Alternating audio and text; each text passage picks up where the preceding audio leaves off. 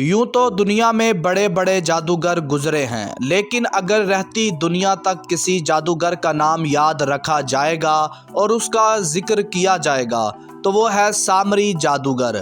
سامری حضرت موسیٰ علیہ السلام کی قوم کا ایک جادوگر تھا جس نے قوم موسیٰ کو بچڑے کی پوجا پر لگا دیا تھا۔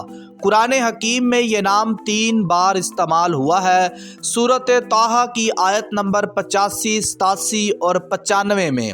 سامری جادوگر نے سونے کا بچڑا کیسے بنایا، سامری کی پرورش کس فرشتے نے کی، اور سامری جادوگر نے کس فرشتے کی انگلیوں کو چاٹا تھا، یہ سب باتیں جاننے کے لیے ویڈیو کو لازمی مکمل دیکھیں۔ قرآن پاک کی مشہور تفسیر کی کتاب روح المعانی، جس کے مصنف علامہ شہاب الدین محمود آلوسی بغدادی ہیں، وہ لکھتے ہیں کہ یہ بات مشہور ہے کہ سامری کا اصل نام موسیٰ ابن ظفر تھا۔ جب سامری جادوگر پیدا ہوا تو فرعون کی طرف سے تمام اسرائیلی لڑکوں کے قتل کا حکم جاری تھا۔ اس کی والدہ کو یہ خوف ہوا کہ فرعونی سپاہی اس کے بچے کو قتل کر دیں گے، تو اس نے اپنے بچے کو اپنے سامنے قتل ہوتا دیکھنے کی مصیبت سے یہ بہتر سمجھا کہ اس نے جنگل کے ایک غار میں اپنے بچے کو رکھ دیا اور اوپر سے بند کر دیا۔ پھر اللہ تعالیٰ نے حضرت جبرائیل کو بچے کی حفاظت اور غذا دینے پر مامور کر دیا۔ حضرت جبرائیل اپنی ایک انگلی پر شہد، ایک پر مکھن اور ایک پر دودھ لاتے اور اس بچے کو چٹا دیتے۔ یوں وقت گزرتا گیا، یہاں تک کہ بچہ غار ہی میں پل کر بڑا ہو گیا۔ پھر اس کا انجام یہ ہوا کہ وہ بڑا ہو کر کفر میں مبتلا ہو گیا، اور ساتھ ہی قوم بنی اسرائیل کو بھی کفر میں مبتلا کر دیا۔ جب فرعون سمندر میں غرق ہو گیا تو قوم بنی اسرائیل فرعون کے فتنے سے آزاد ہو کر مسلمان ہو گئی اور اللہ تعالیٰ پہ ایمان لے آئی۔ حضرت موسیٰ علیہ السلام کو اللہ نے حکم دیا کہ وہ 40 دن تک کوہ طور پہ اعتکاف کرے۔ اس کے بعد اللہ تعالیٰ موسیٰ علیہ السلام کو تورات دے گا۔ تو حضرت موسیٰ علیہ السلام کوہ طور پہ چلے گئے اور قوم کو اپنے بھائی حضرت ہارون علیہ السلام کے سپرد کر گئے۔ حضرت موسیٰ کی غیر موجودگی میں سامری کو موقع مل گیا کہ وہ قوم کو گمراہ کر دے اور کفر میں مبتلا کر دے۔ سامری جادوگر نے لوگوں سے ان کے زیورات مانگے اور کہا کہ میں ان زیورات کو بھٹی میں گلا کر اینٹوں یا سلاخوں کی شکل میں ڈھال دوں گا تاکہ سفر میں اس سونے اور چاندی کو سنبھالنا آسان ہو جائے۔ لوگوں نے اس کی بات مان لی اور اپنے زیورات اس کو دے دیے۔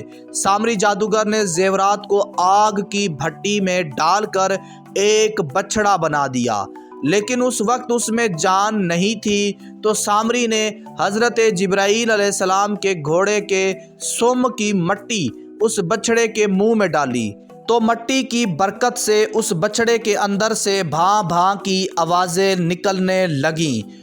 بنی اسرائیل مصر میں رہ کر پہلے ہی گوسالہ یعنی بچڑا پرستی کے مرض میں مبتلا رہ چکے تھے۔ پھر جیسے ہی ان کے سامنے ایک سنہری رنگ کا بولتا ہوا بچڑا آیا تو سامری نے بہت ہوشیاری سے بنی اسرائیل کو کہا کہ اصل میں یہی تمہارا خدا ہے جس نے تمہیں مصر سے نکالا ہے۔ پھر اس نے بنی اسرائیل سے کہا کہ حضرت موسیٰ تو پتہ نہیں کہاں خدا کو پہاڑوں کی چوٹیوں پر تلاش کرتے پھر رہے ہیں۔ سامری نے ایسی گمراہ کن تقریر کی کہ 12,000 لوگوں کے علاوہ ساری قوم یہ بات سن کر فوراً اس سونے کے بچڑے کے سامنے جھک گئی اور اس کے سامنے ایک قربان گاہ بنا کر بچڑے کو قربانیاں بھی پیش کرنے لگے۔ اور جب حضرت موسیٰ علیہ السلام کو کوہ طور پر اللہ تعالیٰ نے اس سارے واقعے کی خبر دی تو حضرت موسیٰ علیہ السلام کو بہت دکھ ہوا، اور حضرت موسیٰ علیہ السلام نے محسوس کیا کہ میری سال ہا سال کی محنت لٹ گئی۔ اور جب حضرت موسیٰ علیہ السلام کوہ طور سے کتاب لے کے واپس آئے اور لوگوں کو بچڑے کی پوجا کرتے ہوئے دیکھا تو حضرت موسیٰ کو بہت غصہ آیا، تو انہوں نے اپنے بھائی حضرت ہارون کی داڑھی اور سر کے بال پکڑ کر مارنا اور گھسیٹنا شروع کر دیا اور فرمانے لگے کہ تم نے ان لوگوں کو کیوں شرک کرنے سے نہیں روکا؟ تو حضرت ہارون کا جواب قرآن پاک میں اللہ نے نقل فرمایا کہ اے میری ماں جائے، یعنی میرے بھائی، قوم نے مجھے کمزور سمجھا تھا کہ قریب تھا کہ یہ لوگ مجھے مار دیتے۔